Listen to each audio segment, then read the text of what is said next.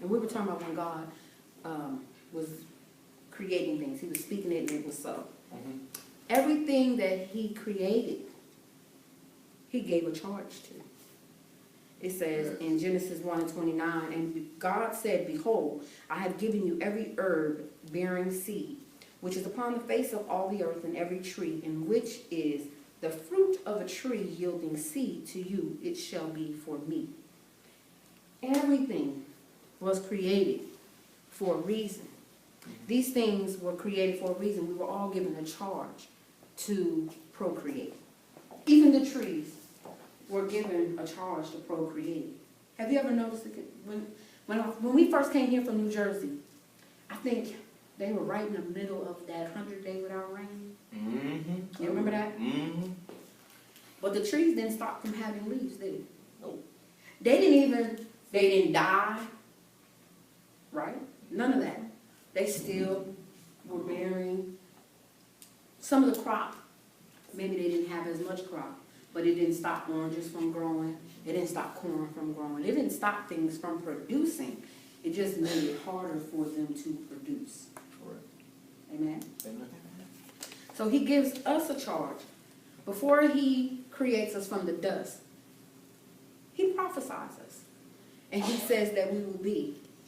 He said, let us, matter of fact, Genesis 1:27-28. So God created man in his own image.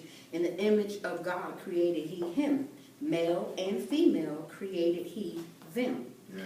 And God blessed them, and God said unto them, be fruitful and multiply and replenish the earth. Yeah. And subdue it, and have dominion over the fish of the sea, and over the fowl of the air, and over every living thing that moveth upon the earth. We all were given a charge. Even, I didn't go as far into when he was talking to the trees and all of them, but everybody was given the charge to be fruitful and to multiply. So when we go back to Mark 13, he looks at this tree, he's happy, he's like, woo, no fruit. But if you see, it says, he went happy. He was like, well, I see that tree over there, I'm about to get me a little something. But he gets nothing. And everybody's like, well, it wasn't even time for it to have figs. But I studied the fig tree. There's a fruit that comes on that will turn into a fig. As a matter of fact, in the time that it is growing up, its roots begin to spread out. When its roots begins to spread out, it has a film around it. It's the branch, but it has a green film. Have you ever seen a ficus tree? Anybody seen a ficus tree? They produce figs. That's what a fig tree is. It is a ficus tree that produces a fruit, basically. Yeah. Have you seen that film that comes around it? It's real tough. He was looking at this tree and he saw leaves. There was no fruit. It didn't have the hard exterior. It had the leaves, but it didn't have the hard exterior, which means it wasn't going to produce what? Fruit. He came looking for something. He came looking for something that didn't even look like it was going to produce anything. He said, oh, okay, no man will eat of you forever. Because it's like, what purpose do you have? If you're not producing, you have no purpose. Come on. Because his charge to us was to what? Fruitful, multiply. Yeah. What does that mean? Fruitful and multiply. We think it's the same thing. It's not. For real. Yes. She's a wonderful teacher. But she didn't just walk into a classroom and start to teach. She had to go to school. Mm-hmm. Yeah. She had to take a section of certifications and all of these different things. She didn't just wake up, say, I want to be a teacher, and go in the classroom and begin to teach. There was a process that she had to do in order for the manifestation of a teacher. Yes. What happens with us? We want to abort the process. We want to skip over. We want to skip over the winter time. Come on. That's right. It's good. We have the power to do that. He gave us what? Dominion. He said we would subdue the earth. We would have dominion over it. If you have dominion over it and you have the power to speak it, speak those things that are not as though they may. That means whatever I can think, I can have if it's in the will of God. The roots When we're talking about the roots of a tree, we're trees. But our roots got to be what? Jesus. When you are born again, anybody know anything about plants? When you plant something or you plant a tree, when it goes in the ground, what does it do first? What does it do first? When you plant something, what does it do? When you drop that seed in there, after you tilled the ground, all of that, when you drop that seed in there, You need water. what is it? It grows its fruit? No. It dies. Oh, well. The seed dies. Yeah. Isn't that an oxymoron?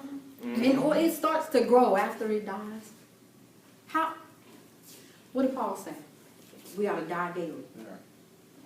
So if you want to know, how can I be fruitful? The seed of Jesus, when I received Christ into my life, that was a seed. If I don't allow April to die, how else would Jesus grow in me? How else is Jesus growing in us? If he gets in us and we haven't allowed us to die so he can grow. Packing them on. Dead body after dead body after dead body after dead body after dead body after dead body after dead body. And before you know it, those dead burnt bodies have turned into a mountain. But God said if we had what? Faith, mustard seed of faith, that we could speak to the mountain and it would be moved. We have the ability to come out of anything that we're in. We have the ability to say, God, save me again. God, I give you my life all over again. I get saved all over again a whole bunch of times. Pastor don't mean nothing. That means responsibility. That means judgments that you know not of. That's why people shouldn't want to get a title so quick.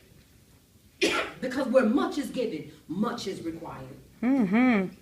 If I give you a position in the church, that means you got to pray more. You got to be led more. You can't be like the pew warmer. And you shouldn't want to be a pew warmer. You shouldn't want to be in a body of believers and you ain't doing nothing. You ever seen the movies and stuff, and you always see the one person in Bible class don't do nothing, they go to sleep and hold. Yeah, if you was in school with some people who they were just chairwomen. And all we keep doing is we're like I said on the phone the other night, we're like immature students. We sitting in a class, and we 20 years old, graduating with 17, 18 years old. We 21. They like, okay, you can't come back here. I'm going to need you to go to night school. At 21, you're supposed to be somewhere in college, getting ready to graduate. You're supposed to be on somebody finishing somebody's trade school, because college isn't for everyone. But everyone should be doing something that's going to take them somewhere in life, except jail, except death, except a dead-end job that has no end. 7 years strong. And every year, it gets deeper and deeper and deeper. And you get so deep in that you don't even know how you're going to get out. Because one sin stems in another sin. Yeah. And before you know it, you deep in sin. That's it. And now you have dug a whole hole. And it continues to dig you in. That's why they say, oh, he pulled me out of muck and mire. Because with each sin, it takes you down deeper and deeper. Anybody know what quicksand is? Mm-hmm. And that's what sin is. It's the land of quicksand. Yeah. It takes you in. And you can't get out. And the only thing you do is what? You sink in. That's what sin does. Yeah. The word have I hid in my heart. Jesus, I've allowed myself to die for Jesus to rise up in me so that I have the ability to bear fruit, so that I can multiply, meaning so that I can have figs, I can have increase, I can have something that when my sister over here needs it, I can give it to her. I can't give her what I don't have. No. And that's what's wrong with everybody, all these needy people. I need to help this person. I need this. I need a man. I need a job. I need a house. I need a car. We have the ability to do all of those things. But we don't walk a journey. We speak death out of our mouth. Remember we were talking about that before. Every time you speak death, you throw a corpse on your journey. And if you know anything about moving a dead body, it's heavier than any rock. Because it's dead, it means there's no life in it. So all we're doing is